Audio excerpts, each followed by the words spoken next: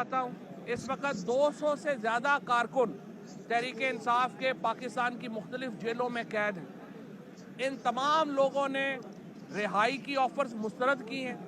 हमारी लीडरशिप ने रिहाई की ऑफर्स मुस्तरद की हैं और वो पाकिस्तान के अवाम के सियासी, समाजी और मुआशी हकूक़ के लिए उन्होंने हथकड़ियों को चूमा है। इससे बड़ी मुहिम, इससे बड़ी अदम तशद्दुद की मुहिम पाकिस्तान की तारीख में नहीं हुई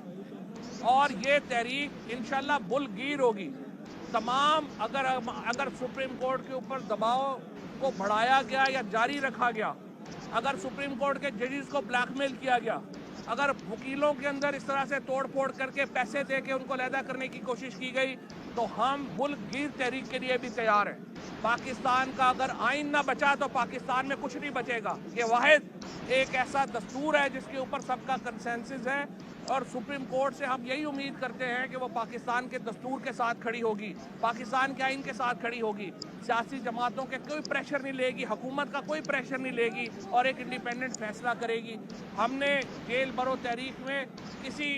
जो पार्लियामेंटेरियंस हैं, जो लोग हैं, उन्होंने अभी तक कोई हमने रिहाई का फैसला नहीं किया। पार्टी जो है वो उनके पीछे खड़ी है और देखना हमने ये है आने वाले दिनों में